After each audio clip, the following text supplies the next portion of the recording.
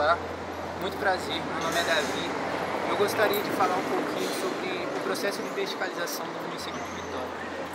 Para quem não sabe, o processo de verticalização nada mais é do que uma tendência ou uma solução que as grandes cidades ou regiões estratégicas encontram de comportar mais pessoas em um menor espaço. Para isso, cria-se edifícios de elevados pavimentos, de numerosos pavimentos, ou seja, prédios, edificações, para assim comportar o adensamento populacional que determinada região de interesse, tanto econômico quanto social, tem. Enfim, tal processo, apesar de tornar uma cidade mais majestosa, mais grandiosa, ele consigo traz algumas consequências na natureza, no meio ambiente que ele está. E nós falaremos um pouquinho mais sobre isso nesse vídeo. Vem comigo.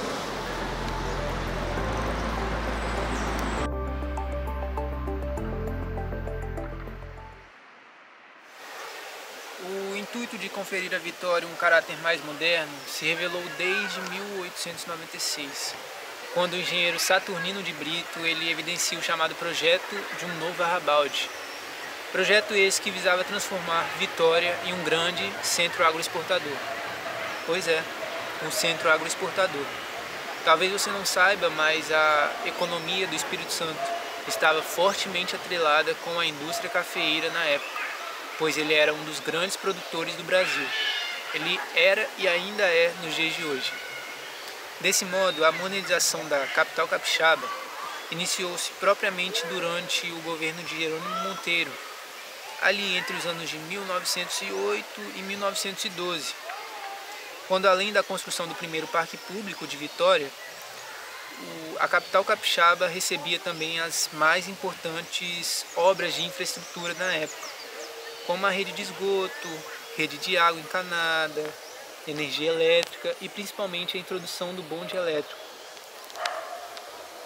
Bom, o interesse da verticalização era evidente não só na região central, mas também de uma forma centrífuga, principalmente ali para a região leste.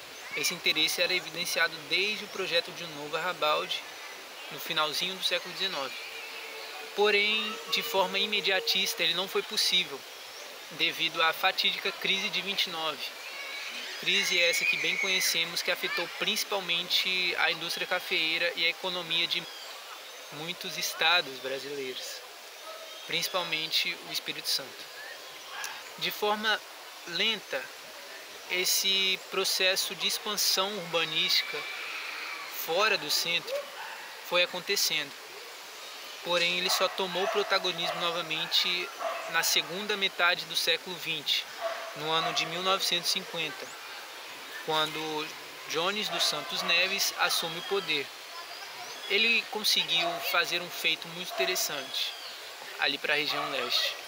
Ele incentivava a criação de aterros e investia em edificações residenciais naquela área, o que atraiu olhares de muitos investidores e muitos moradores para aquela região.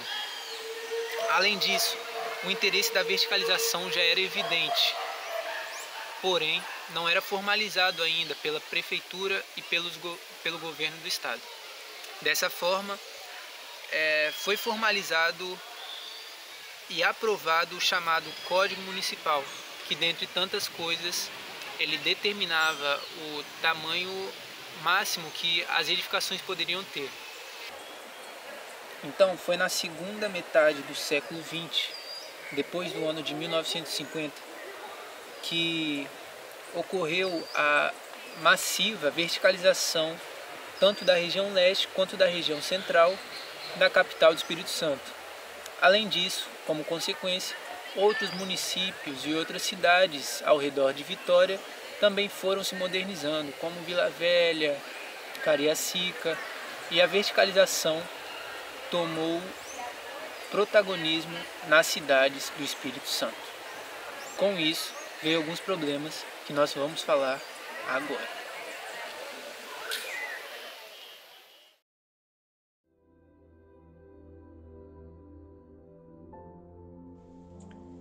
A modernização urbana e o processo de verticalizar uma cidade divide opiniões. Isso graças à inevitável alteração da paisagem que a acompanha. Há sempre aqueles que são contra, enquanto outros preferem que ocorra. Mas é inegável que, caso não haja harmonia entre tal processo e o meio ambiente que o comporta, quem sofre as consequências é sempre o ser humano.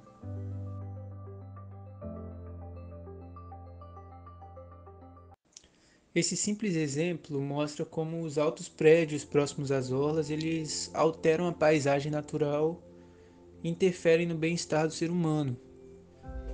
Recentemente, pensando nisso, uma lei foi aprovada que visa proibir a construção de novos prédios nas orlas que ultrapassem o limite permitido. Mas há quem diga que essa medida veio tarde demais. Um outro problema que ocorre em virtude da verticalização das cidades é a chamada ilha de calor. Sobre este, nós vamos falar de uma forma mais específica, com a ajuda de um infográfico. Nós sabemos que uma cidade geralmente é formada por diferentes ambientes. Geralmente, de forma mais periférica, temos as casas e as construções mais baixas. De forma central, nós temos a região mais verticalizada, com prédios e grandes monumentos. E assim nós também temos as chamadas áreas verdes, com árvores ou geralmente parques e etc. O fenômeno da ilha de calor nos diz que a temperatura nesses locais mais verticalizados, geralmente nos grandes centros, ela tende a ser mais elevada, enquanto a temperatura nas áreas verdes e nas áreas residenciais com casas mais baixas tende a ser menor. A diferença entre a máxima temperatura e a mínima temperatura para o mesmo dia com a mesma incidência de sol em uma cidade pode chegar até 10 graus. Essa alteração do microclima urbano ela ocorre devido à dificuldade que o ar encontra de circular nas regiões mais verticalizadas. E uma vez que a circulação atmosférica não ocorre como devia, as cidades tendem a ter uma temperatura mais elevada, o que provoca o fenômeno chamado de ilha de calor.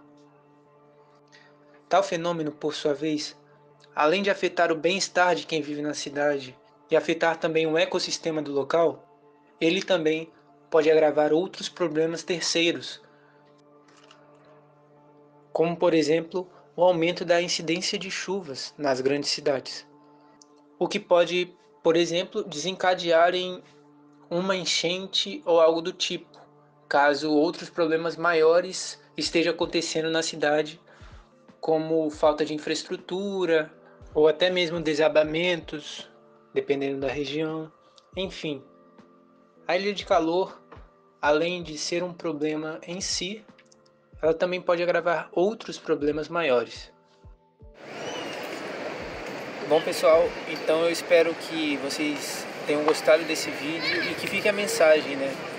O processo de verticalização, ele é uma solução que o ser humano encontrou, bastante engenhosa por sinal, mas que como tudo na vida deve haver um equilíbrio entre o meio ambiente que ele está inserido, a natureza, para que o ser humano não venha sofrer com as consequências. Espero que vocês tenham gostado do vídeo e nós ficamos por aqui. Até a próxima.